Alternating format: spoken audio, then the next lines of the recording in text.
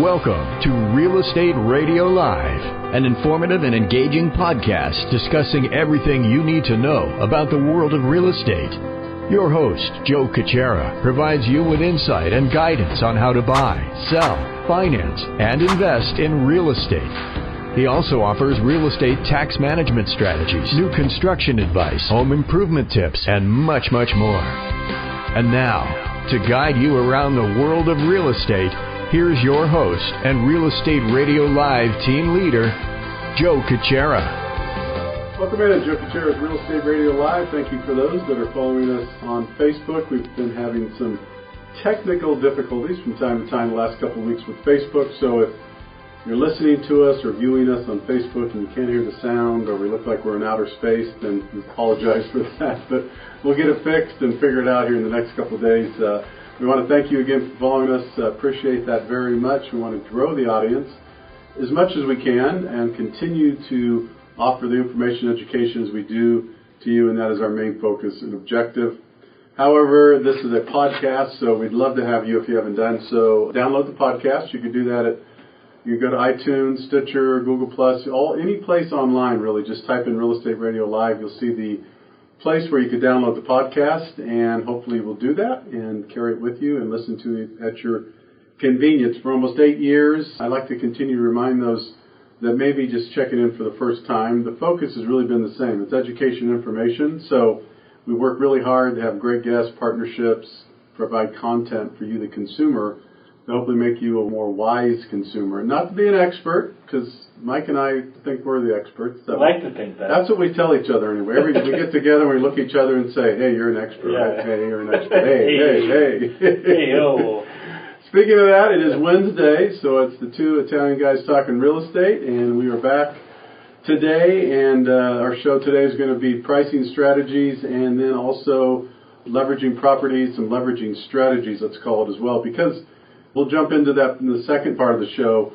Most of you have been following the show and listening to the podcast. Mike and I have been talking a lot about, and I know I have too in the last several months, about just different strategies and ways that you could leverage your property, another property, in some cases assets, different things to move properties or really make some decisions on some options that you may not know that are available to you. So we're going to chat about that too.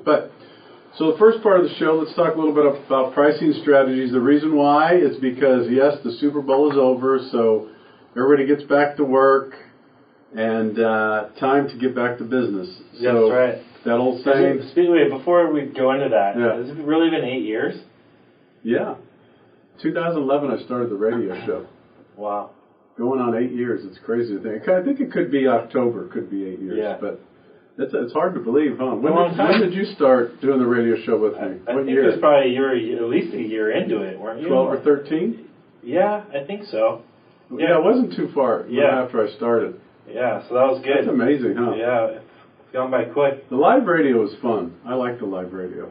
Yeah, live radio was fun. It leaves this element of, I don't know what the word is, but... You gotta really be careful. You gotta be on. You gotta be on your toes. Yeah. You know, especially when you get callers, and that was always interesting too. There's something to that, even like with the Facebook feed, as people watch, that it just makes you be more aware of what you say, what you do, how you look. Yeah. Make sure you're, That's why I'm not picking my nose on the camera right now. But that's right. But they always told me I had a face for radio, I guess. That's perfect. Even more so for podcasting? Yeah, even more so for podcasting. So, anyways, all right. Congratulations on that. Yeah, that's amazing. I'll have to figure out the actual anniversary so we could have a little party and wear some hats and get some streamers in here and stuff. Yeah, we'll have to go big on the 10 year too. Yeah, right. Anyway, so back to pricing strategies. Back to pricing strategies. The reason why this is important, and we're going to talk about this, and I think we probably should on and off for the next month or so, because we are jumping back into the market here. The holidays are over. Right or wrong, it's just the way it is. People really, right about this time of the year, even though we've had a lot of rain here in Northern California, they start kind of getting back into gear. Should I list my house? I'm thinking about buying. Really, kids are in school. Holidays are over. There is this time of year that typically really starts to crank it up. And so because of that, we want to hopefully proactively get this information in front of you if you're thinking about selling your home or buying a home or both. We're going to talk about some pricing strategies. So I actually just remembered this too. Yesterday at our sales meeting, I thought it was really interesting. Even, I mean, we're going to talk pricing, but even a lot of our agents that had maybe had listings that were on the market for quite some time had all of a sudden had multiple offers on the property. That's amazing. So I think that things are picking up, and just, you know, the year is kicking into gear, essentially. So it's kind of interesting when you have a property on the market for 80, 100 days, and all of a sudden you have two offers within a day or two of each other. It's kind of odd, you know. So pricing strategies, we want to talk a little bit about that, get Mike's expertise in it. But also, I guess we want to bounce around a little bit. I'm thinking, as you said that, we also want to kind of warn buyers, right? I mean, a couple months ago, we were really going, hey, buyers, get out there. See, now I'm going to tell you, I told you so. Both of us will. I can't speak for Mike. But I've been on you guys big time over the last 5 or 6 months. Buyers, get out there. It's a great time. And what did I say? Go back and listen to that. And I'm going to pat myself on the back and break my arm here. But seriously, we were talking months ago about we don't know, right? And we still don't know, Mike. But I guess my point is, if we're back in this market where we're seeing multiple offers, 14, 15, 16 offers on properties sometimes, that wasn't the case 4 or 5 months ago. No, it wasn't. It wasn't. But now I think we're seeing it on some properties that are priced. Right. I don't know if appropriately is the right word, because it probably is underpriced a little bit if they're getting that many offers. Like, I think the example I gave a few weeks ago on a listing I got 13 offers on, we specifically, strategically underpriced it a little bit because we knew it was going to drive it back up to where the market was at for it. Right. You know? And it's really important about the pricing thresholds and to understand, well, at least out there for the, I don't know necessarily for the consumer, but out there for the real estate agents, to be able to let their clients know what people set up their searches for. It's really important to understand the pricing structure of how people are looking at property, because that is kind of how you back into pricing. Right. Sometimes. Yeah, no, good point. So then real quickly on the buyers, even though we're going to talk about pricing strategy, buyers should be aware now that it looks like that $900 to $1 million, maybe $1 million or less or whatever, is really, really heating up again. So buyers, you might want to be prepared to work closer with your agent, your lender, to make sure you're really prepared and what that means and what kind of offer, if you're willing to go and pay more, you know, how competitive do you want to be and how much do you want to go up and all that, because those are good conversations to be had prior to, right? Yeah, absolutely. It's really competitive in the under $1 million range right now. It's very competitive. So you just got to be aware of that. So if you're pricing, let's kind of just take a couple of different price points, Mike. If you're pricing something for just a little less than $1 million, is the strategy any different, or what would you do if you think the market's bearing maybe something right under $1 million? In what we're faced with today, sellers listening to this, what kind of strategies, what kind of things would you share with them? Yeah, I would definitely, I mean, a couple of things. One is, you got to, as normal, you got to look at what the comps are, what's the competition look like, the comparable sales, what's been sold the last few months, but the standard, like what an appraiser does, like 3 months, the appraisers go back 3 months, and within a mile radius and all that, that's getting a little bit stale, in my opinion, on how to look at, how to value a property, because the market is changing so fast, and it's different. Like you just said a couple minutes ago, 5-6 months ago is different than it was now. Right. So you can't really even use old comps. Really, the best comps nowadays are pending sales, because that is going to tell you what just happened. And if you can get the actual information as to what's going on with that contract and where it's going to close at, those are the real comps, not the house down the street that sold 3 months ago. Yeah, it's a good data point, but it's not the end-all, be-all, because things are changing so rapidly, basically. I know I just went on a tangent on that, but so we talk about the comps. Then a really interesting tool that I've been really all about the last few years is this test the market tool I have access to, where it's a program that a lot of the big brokerages use to set up searches for their buyers. So therefore, there's a lot of information on buyers. Now, it's a sample size of the greater market, but what's really cool about it is that I can look at different price points for a property and see how many buyers I'm losing out on if I price it at a certain number. So, for example, we were talking about this before we came on. I have this new construction listing. I'm going to be the first one to admit it. It's been out there for a while. Mm-hmm. New construction takes a little bit longer than regular sales. This was a small little development. It had 4 units. I've sold 3 of them already. The first 3 sold relatively quickly, some within the listing period. This 4th one's been on for 3 months or so. We came out at a weird time. It's the less desirable floor plan and place in location in the complex, and people have just liked the other units. So now we're looking at adjusting the price. And when I looked at the price points, this particular one is listed at almost $1.7 million, and we're offering up some buyer credits and whatever, so it's about a mid 1.6s. But then when looking at the pricing structure, if I were to bring it under $1.6 million, the buyer count versus bringing it under $1.5 million is like an 80 to 100 person difference. Whereas, so like, if I was at $1.650 right now and I brought it at $1.599, the buyer pool for that was about 80 people. And then if I brought it under the 1.5 threshold, it jumps up to like 180 people. Got it. And those are really drastic differences because the 1.5 threshold and the 1 million threshold are the 2 biggest thresholds. But I'm just giving you that example because it's really important to kind of analyze those thresholds when you're pricing, especially for like the million one. If you have a property that you think is, based on the data, is worth $1,018,000, you'd be stupid to list it at $1,018,000. I'm going to put it out there right now. If you're going to do that, that's a dumb move. Get it under $999 and go from there, because the eyeballs you're going to have on it is just going to be so much greater. And it's all about getting the most exposure to a property as possible to get you the highest and best price. Got it.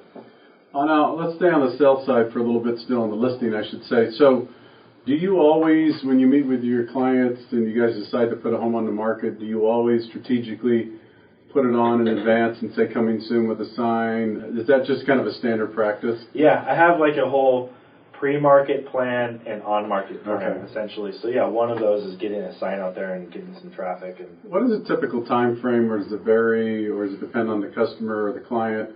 What is the typical time frame you would put a sign that says coming soon? Week, 2 weeks, month? 2 weeks to a month would be preferred. But I've had new construction. I've had a sign out there for the whole building, the whole time the building, or 6 months, you know. Coming soon. Yeah, coming 2020. soon. Yeah, exactly. But no, I would say for the standard tract home or house in a regular neighborhood, it's 2 weeks, up to a month, and it depends on the client too. I mean, ultimately, that's the answer. Is it depends on how long they want to have it, but my suggestion would be a couple of weeks at minimum.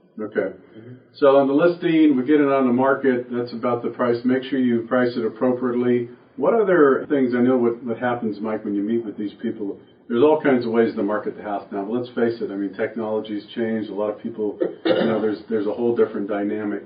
Do you think there's still a value to putting a listing in the newspapers these days, for instance? I mean, it's kind of weird. I don't, maybe because I don't subscribe anymore to newspapers. I know maybe older people do still. Some people say I just need to touch that paper and read the magazines or whatever. What is your advice when someone says, should I put this in a magazine or Saratoga or Los Gatos? What are your thoughts about that? I think it depends on the community that you're a part of. I mean, I personally, like where we live, I think for higher end properties, it makes sense sometimes. I think the luxury property, oftentimes, that's kind of a market for it. Like in Los Gatos, within the last year, I put a couple of properties in there, or Willow Glen is another one. In that community, a lot of people read The Resident. I mean, it's a very popular newspaper. They all get it at their doorstep every week or whatever. So I think it depends on the community, depends on the price point. But overall, for the most part, the answer to your question is it's not really worth it. I think there's so many other avenues of advertising now that we have to focus on. And it's got to be a multi-pronged attack. You can't just focus on one avenue, which is like internet advertising. You have to do multiple things: print, internet. And when I say print, not just newspapers, I'm talking about mailers and door drops and all that stuff. And then there's cold calling campaigns, there's social media, there's all sorts of things. You have to really attack it as a multi-pronged attack. But anyways, that was like a really long answer to your question. But basically, yes and no is the answer to your question. I think it depends on the property and the neighborhood. Got it. But overall, am I going to take out a full-page ad in the Mercury News? No. Yeah, right. No. Really, the Mercury is focused on new construction. It's the best place on the weekend to go look where all the new developments are. But other than that, I don't think it's worth it. Yeah. So do you think price point, we just talked about right about $1 million, seems to be really heating up, and I'm seeing that working with several clients and in transactions right now. What would you say if we take a move up north to about 1.5? What's your kind of thought on that price point right now? Yeah, I think all the activity is really falling in the 1 to 1.5 range. I mean, our median price just came out today, I think is $1,198,000 in Santa Clara County. So we're right in that range, under $1 million. 1.2, and this is, again, we have people listening all over the country, but 1.2, 1.25 is like, not entry level, but basically first-time home buyer. First-time home buyer territory. No, so you have a bigger pool of buyers. I mean, because my guess is, and you know this too, is, one of the reasons that's, you have all the first-time home buyers, and then the regular buyers, right? But then when you get maybe 1.5 and higher, most likely, for the most part, you eliminate or lessen that pool because now you're talking about move-up buyers. Yes, I agree. Yeah. I think that's a correct assessment. Right in that range. Yeah. And what about the higher-end homes in general, both from pricing but also talk about the market right now? Where would you say that there's this threshold or break point where once you get to $2.5 million, $3 million, it really becomes a whole different clientele market? Where is that in these days? I think it's probably the 2.5 to 3 and above is roughly the range where it kind of starts. There's a different pool of people and income levels and all of that, and that's probably about where it is. Right. Speaking of pricing strategies, and we should probably start talking about this in just a couple minutes, because one of the things that's interesting is you hear a lot and you read articles. I study this stuff every day. I know you do too. But, people's hesitation, Mike. I've been in this house 20, 25, 30 years, well, even 10 years, right? Because we've had a run-up recently. That's the new average, really. And they're thinking, and I know this is happening. We don't know the numbers, but they're large. They're thinking, God, I'd love to do a move-up buy. I'd love to do that. I want, but I just don't know. What's going to happen in the market. I don't know. I don't really want to sell my house before I buy a house. Here's the other one that I hear a lot too, and it doesn't, I wouldn't say it necessarily is a big deal, but it is a big deal. It gets people thinking. Someone that a couple of years ago, they really enjoyed their house and they didn't anticipate moving, but that changes for all of us.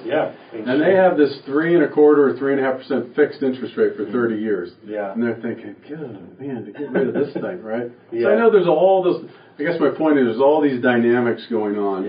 And so what I want to talk a little bit about now is, what types of strategies, let's talk about some strategies, the leverage strategy we discussed before. Tell me about that. We'll get into some detail.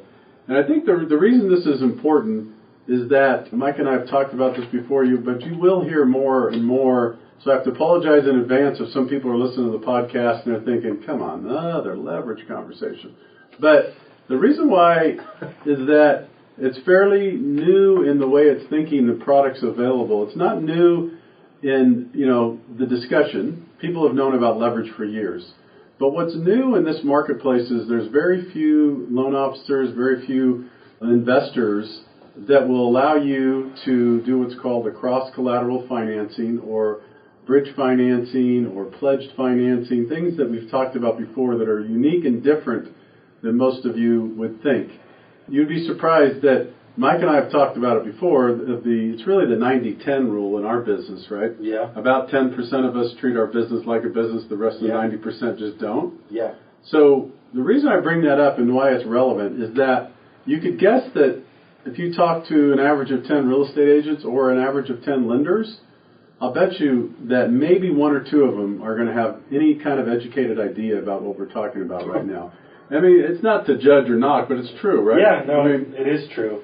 But we got to know about this stuff. That's why we talk about it. That's why we educate and inform, because you need to look at all the options, really. And it's an option, too, I think, has become more popular because there's actually equity out there. That's true. And couldn't do it in 2008. No. And people are house rich and cash poor. And so this is a good opportunity for them.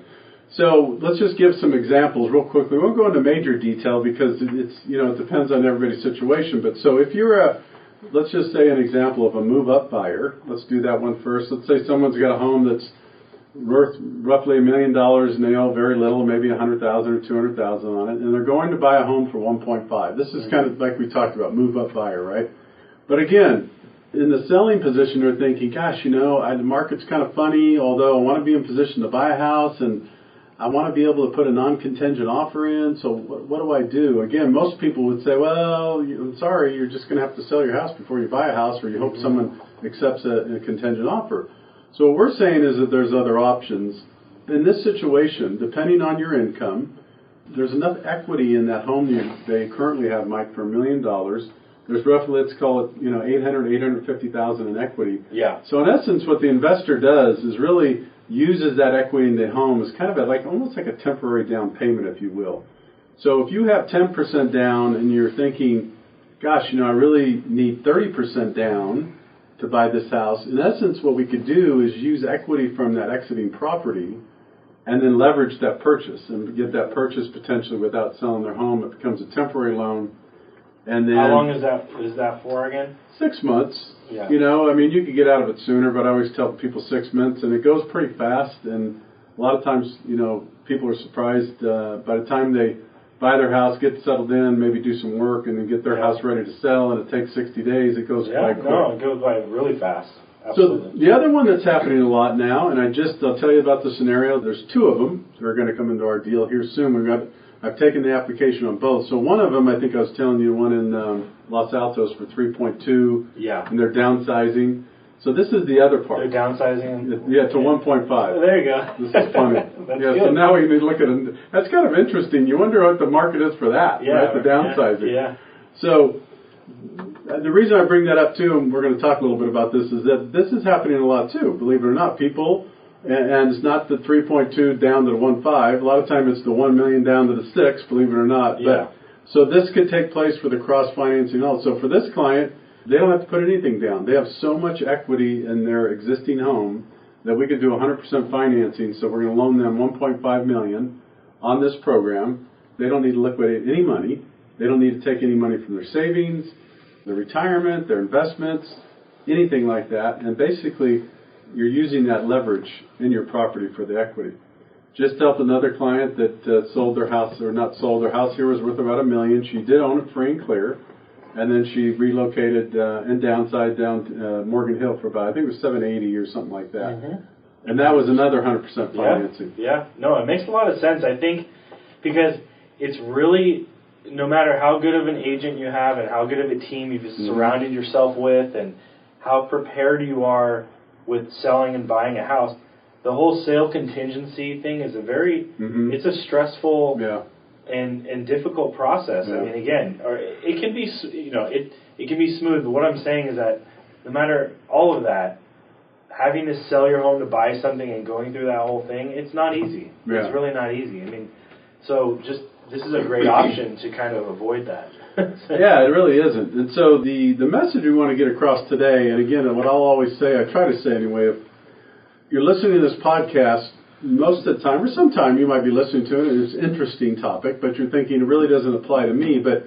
keep this in mind if you have a friend, coworker, family member, anything that you're in the midst of conversation with, and they're struggling with, God, I really like to move up, I'd really like to downsize, I'd really like to do this or that. Keep that in mind too, and pass this along to them, or have them contact Mike and I with any questions of this.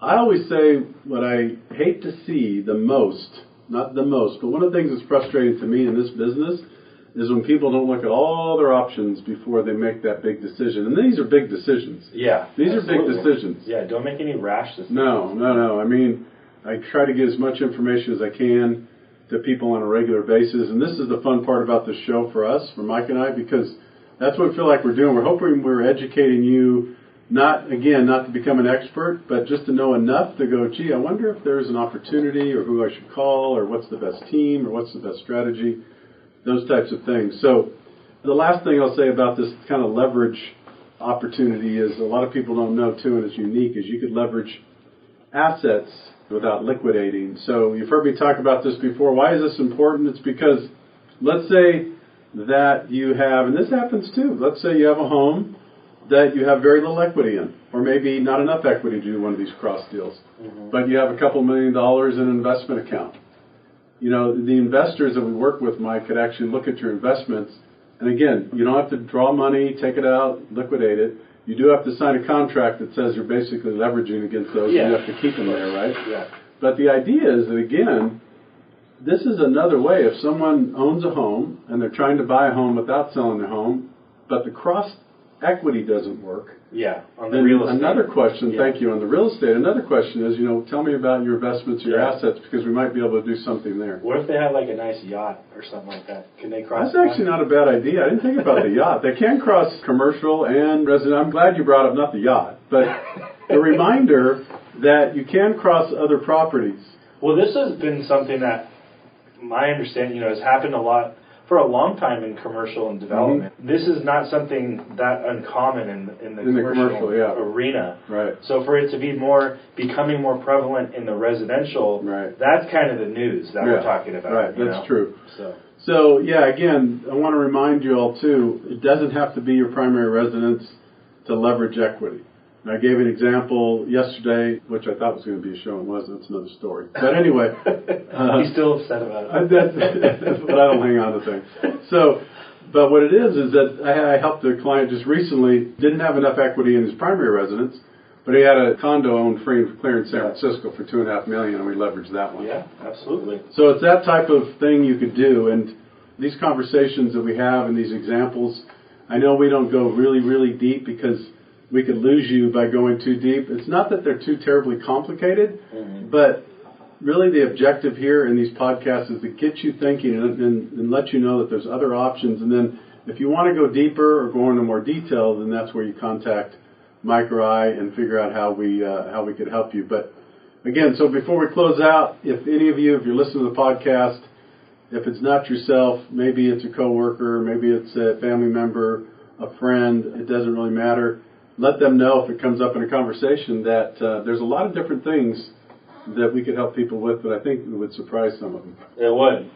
So, just have the conversation. Yeah. It's not too hard. Have them. We're not scary. We're not at all. All right, before we go, Mike, if anyone's thinking about listing their home or maybe buying a home, what's the best way to reach you? Yeah, you can go to my website, MikeDCells.com, or you can call me 408-630-0101. And as always, most of you, I hope, know how to reach me by now. The website, 𝗪𝗓Radiolive.com, or during the week or at any time, I do get texts and calls, and that's fine. That's 408-838-9060.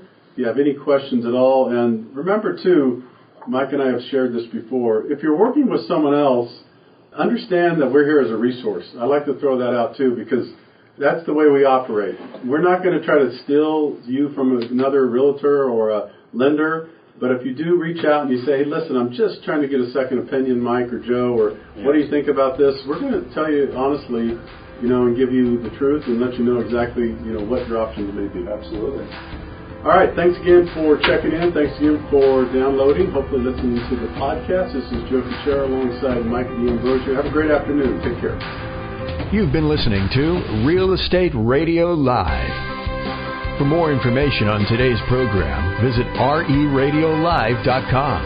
That's 𝗪𝗡Radiolive.com. Subscribe to our podcast. Discover more at 𝗪𝗡Radiolive.com.